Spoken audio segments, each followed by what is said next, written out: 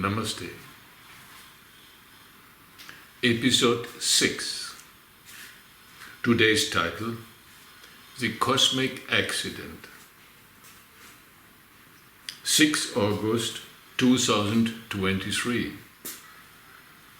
According to many old traditions, dealing with development periods close to the origin of our universe and of humanity, there has been the famous so-called cosmic accident, when the first beings created by the source of everything separated from the union with the supreme awareness. There are different interpretations of the consequences caused by this fall from the origin. But the alleged result of this event is said to be consciousness became unconsciousness, love became hatred, life became death, bliss became suffering, and truth became falsehood. So the world we live in was created. However, I believe now that we human beings are being prepared for something new, of which matter, in whatever state, is an essential part. It means the battlefield of our development includes our body, and by dealing with it directly, spirit and matter will be uniting, whatever destiny has in store for us. So far as my own role in the outer world is concerned, I feel and believe that, as a first step, one of my life tasks consists in my active participation in what I call the experiment, at the core of which stands the development of our consciousness and the penetration of matter by our soul being. The preparation for me in my path has started from my early childhood on. In fact, I even have taken birth into my life the way I did because of it. For instance, I know that I deliberately chose the family into which I was born before my birth, along with the country and the period in history I was to get involved in. And something like this is happening to all of us. This notion is hard to accept, but is taking place all over, whether we like it or not.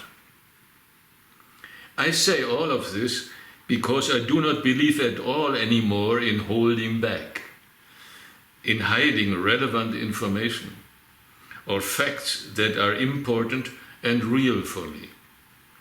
The more so, as we seem to have no idea of the true reality of our true existence. From this point of view, each one of us lives in his own created world, elusive or real. Illusion is that which does not last, per definition. I live in mine, anybody else in his or her own, unless we learn how to get out of it. So, I never will impose what I believe on anybody else, nor can I accept for myself the beliefs of other beings, unless, of course, I choose to. Thus, suppressing deliberately information relevant for our development is childish, extremely short-sighted, and therefore not permissible anymore in my universe. That we are living, each one of us, in our own world and dealing with it, has to be accepted in the most direct, honest, and sincere way.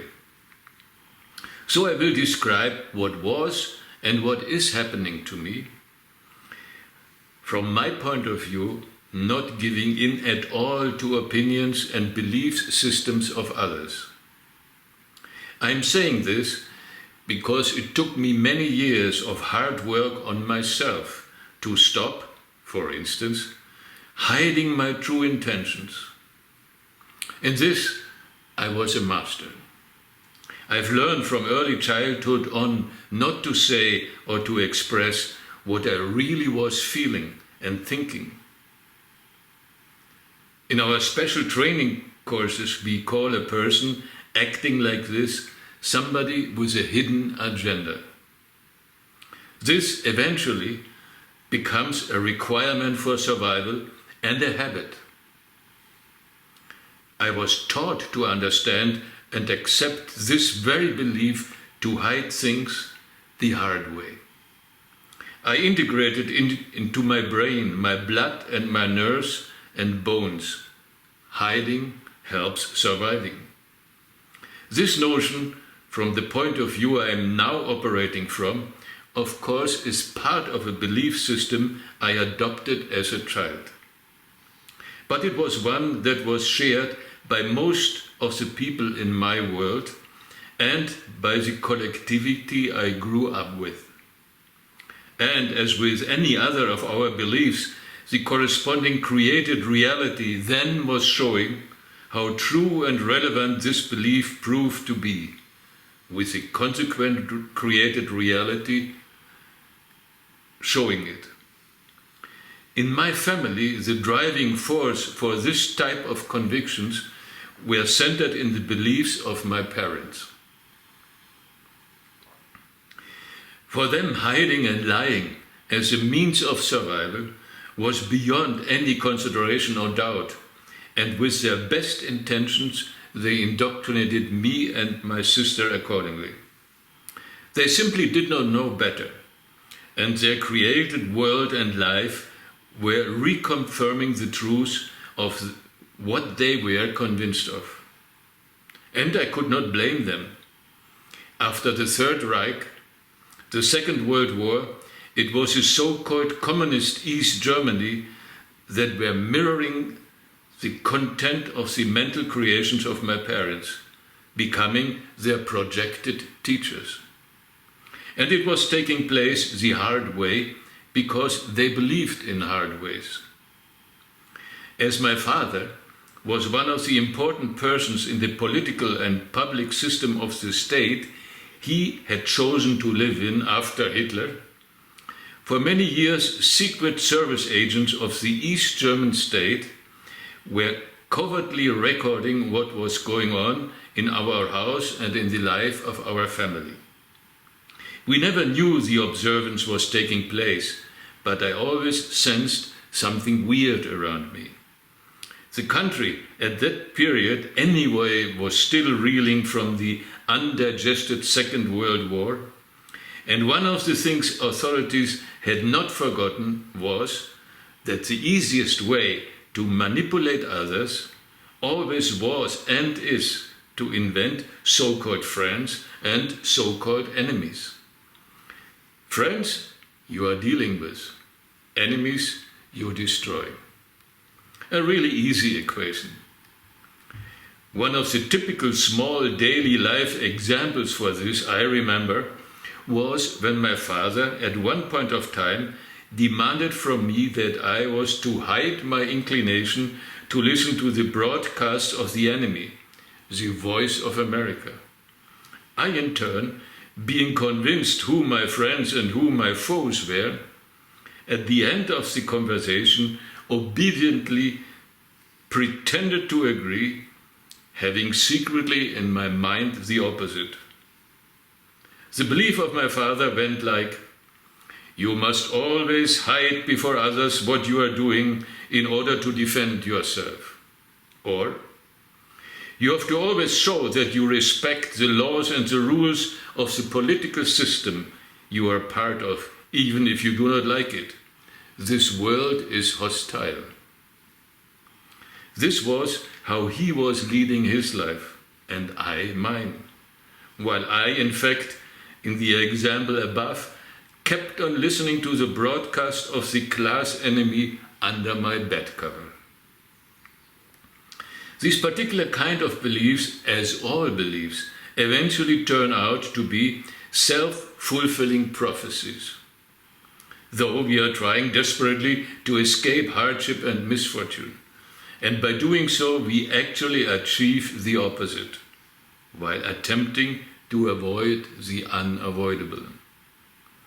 So, the final arrest of my father, along with our entire family being officially declared enemy of the state, were the direct consequence of our adopted convictions. As I said, hard to accept, isn't it? I really was having a good training. As you can see, I am not the best person to be told to keep quiet or to withhold information. Also, I have learned in time that lying and hiding drives away the soul from human bodies and destroys their happiness. On the other hand, all of this training has turned out to be part of my preparation for joining the experiment, with which I spend most of my life so far. In its center stands integral development, inner and outer. Sick human beings, be it mentally or physically, usually are being cured in two ways. Either they manage their recovery on their own, or some kind of therapist has to resort to a direct intervention or interference. Now, if it is the therapist creating such interferences, who is he? Are we doing it with a hidden part of ourselves, or is there an outside presence or force doing it? For instance, the first major intervention of this kind I became conscious of occurred to me when I was about 12 years old. It happened after I had succeeded to convince my parents to let me stay alone for the first time in my life at their dacha at the seaside. A dacha is a weekend house. My father, at that period still being one of the highest and most important office holders of the state, naturally also had to have his own dacha, following the example of many Russian leaders. After pushing my parents for months, I finally was allowed to stay alone in the house for 3 weeks during school holidays. One of the things I always have been grateful to my parents was the fact that they brought me up not imposing any religion on me. It enabled me to enjoy a clean psychological, mental and energetic slate, so to speak, not being influenced or being manipulated with misleading or falsifying prefabricated belief systems and dogmas related to this subject. That the state I grew up in supported atheism was another story, but this hardly influenced my opinions about anything. For me it was what I could not see or experience, I could not believe in. Thus, when the intervention happened one early morning, while I was climbing up the stairs to the entrance of the dacha, I was completely and utterly unprepared for it. For the first time in my life, I was experiencing something that I could not call by any name, but what filled me with a deep feeling of a profound happiness I never had felt before. It changed me and my life forever.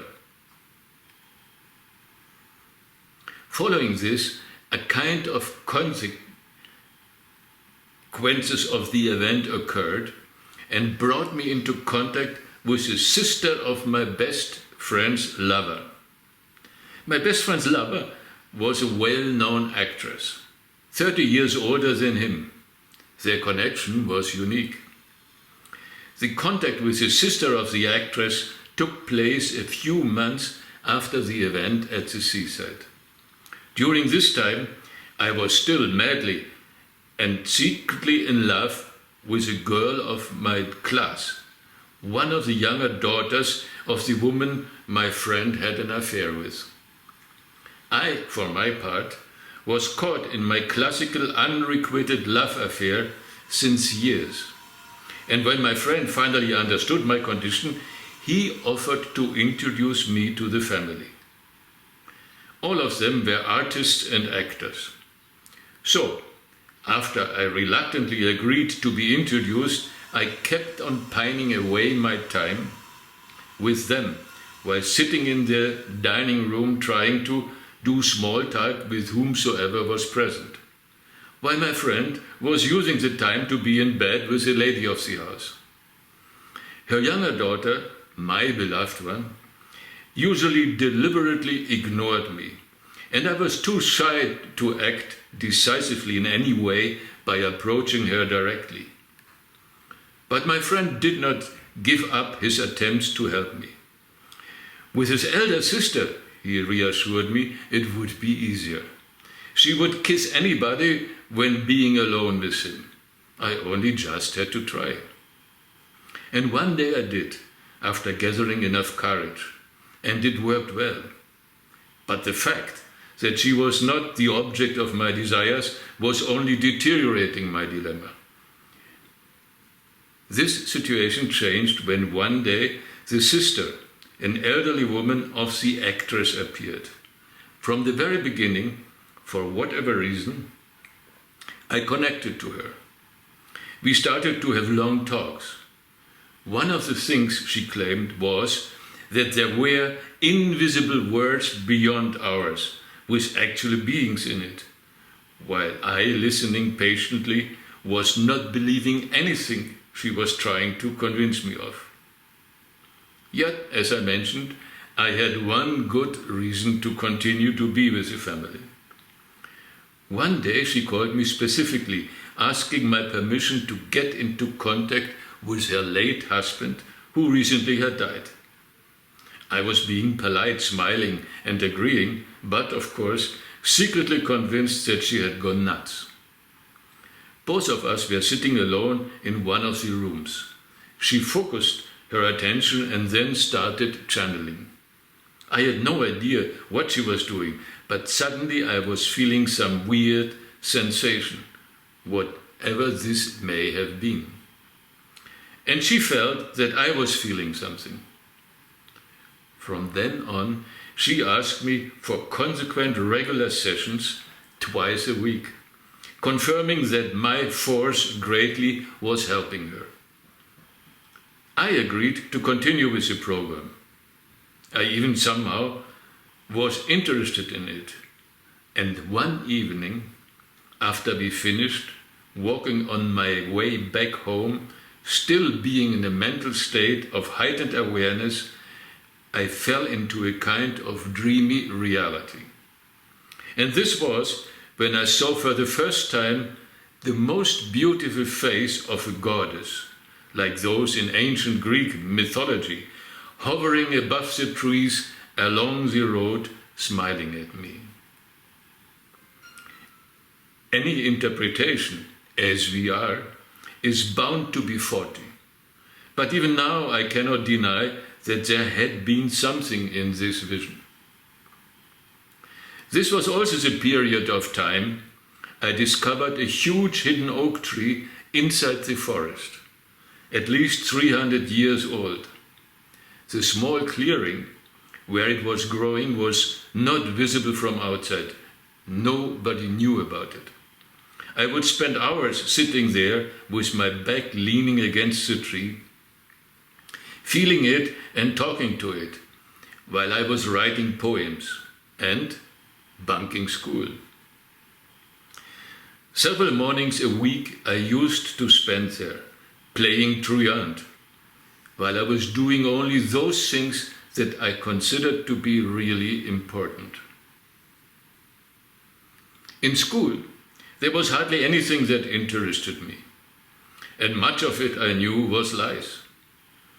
And I responded in kind. My parents knew nothing about it. I justified my absence to the teachers by forging letters of my mother that I was sick. So I became famous in my class and in school. and in the secret files of the state police, I was kept as a dangerous rebel, with recorded conversations of talks between inside our house for years. My parents found out about it 30 years later, when they were looking into the entries of the opened up and published files of the secret police of the East German regime. This period of my life came abruptly to an end with the construction of the Berlin Wall and the arrest of my father the day after. And this very day, I decided to prepare to jump the Berlin Wall. Tarot topic. What do I need to know and what to take care of when encountering the shadow side? The card symbolizing the past is showing cruelty. The one for the present, new idea and energy and faith. The one for the near future, rely on the supreme power of the divine only. The card for conscious support is showing the need for diplomacy.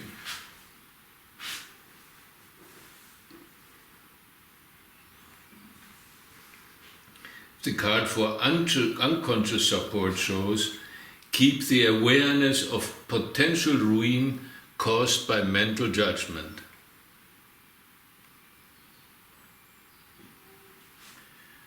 The lesson to learn: accept and embrace renovation and change and new life until you succeed.